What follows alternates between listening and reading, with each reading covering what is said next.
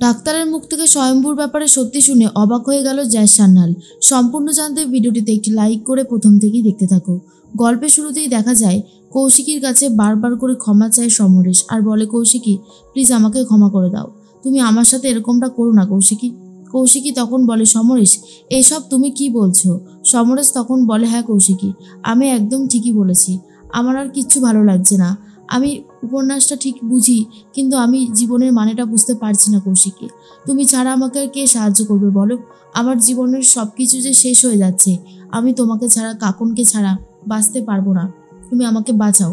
এরপর বৈদেহী বলে, কৌশিকী তুমি পারো না এমন কোনো কাজ নেই, আমি জানি তুমি পারবে, এটাও তুমি সামলাতে পারবে। তুমি এই কাজে সাহায্য করো সমরেশকে কৌশিকী। তার মধ্যেই দিব্যা সেনকে ফোন করেছে কৌশিকী আর বলে, দিব্যা সেন আমি বলছি কৌশিকী। দিব্যা তখন বলে, বলো কৌশিকী, কেন ফোন করেছো?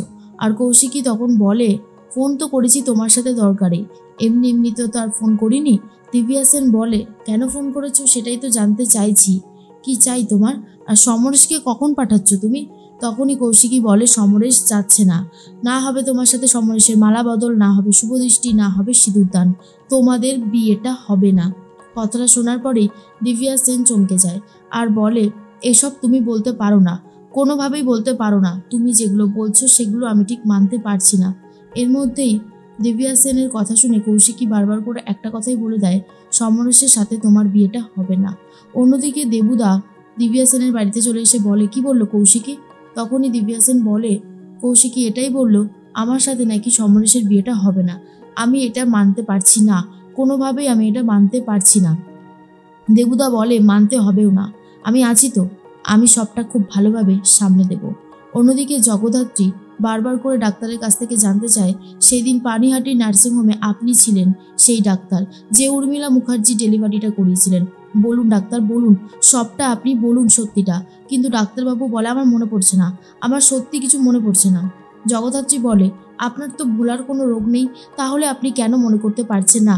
স্বয়ম্ভু একটা নিষ্পাপ ছেলে কষ্ট পাচ্ছে, আপনি কেন বুঝতে পারছেন না সেটা? আপনাকে সবটা বলতেই হবে, আর আপনি যদি সবটা স্বীকার না করেন তাহলে আমি আপনাকে বাধ্য হয়ে আমাদের ডিপার্টমেন্টে তুলে নিয়ে যাব, এছাড়া আমি আর কোনো উপায় দেখতে পাচ্ছি না। অন্যদিকে স্বয়ম্ভু জিজ্ঞেস করছে নন্দিদাকে, জগদ্ধাত্রী কোথায়, সে কোন কেসের তদন্ত করছে, কিন্তু নন্দিদা কোনোটাই বলতে চায় না আর বলে, আমি সেরকম কিছু জানি না, তবে জানি জগদ্ধাত্রী একটা বিষয় নিয়ে ভীষণ চিন্তিত রয়েছে আর কোনো একটা বিষয় নিয়ে তদন্ত করছে, ব্যাস এটুকুই জানি, এর বেশি আমি কিচ্ছু বলতে পারবো না। স্বয়ম্ভু বুঝতে পারে না কী সব বলছে আর কেনই বা বলছে।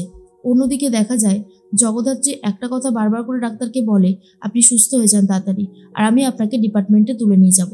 এর মধ্যেই চলে এসেছে নার্স। জগদ্ধাত্রী বেরিয়ে যাচ্ছিল ডাক্তারের রুম থেকে, আর তখনই নার্সকে দেখে মনে পড়ে যায় এই নার্সটাই তো মারতে চেয়েছিল এই ডাক্তারকে। এরপর নার্সকে ফোন করে কেউ একজন আর বলে, মেরে দিয়েছো তো? নার্স বলে, এক্ষুনি ইঞ্জেকশনটা দিয়ে দিচ্ছি আর তারপরে শেষ হয়ে যাবে। জগদ্ধাত্রী তাড়াতাড়ি করে দরজা খুলে ভেতরে আসে আর নার্সকে ধরে ফেলে। নার্স জগদ্ধাত্রীকে মারতে গেলে জগদ্ধাত্রী নার্সকে ধরে ফেলে আর বলে, আমি আপনাকে খুব ভালো মতন চিনে গেছি। কিন্তু জগদ্ধাত্রীর মাথার সেই ব্যথাটা আবারও চাগান দিয়ে ওঠে। তারপর জগদ্ধাত্রীকে ধাক্কা মেরে সেই নার্সটা বেরিয়ে চলে যায়। ডাক্তার বলে, আপনি তো প্রেগনেন্ট, আপনি এইরকমভাবে করছেন কেন? মারামারি করলে কিন্তু আপনার জন্য বিপজ্জনক হবে এটা। জগদ্ধাত্রী বলে, কিচ্ছু করার নেই ডক্টর। এদিকে প্রীতি চলে এসেছে আর বলে, কি ব্যাপার উৎসব, শুনলাম তোর নাকি লেগেছে হাতে, কি করে পড়ে গেলি? মেহেন্দি বলে, কপাল খারাপ থাকলে যা হয়, ওই যে আমাদের লিফট থেকে উঠতে গিয়ে ডান দিকে যে জায়গাটা আছে ওখানেই পড়ে গেছে। আর এর মধ্যে চলে এসেছে জগদ্ধাত্রী আর বলে, উৎসব ভালোই তো গেমটা খেললি। আর এটা শোনার পর উৎসব চমকে যায়।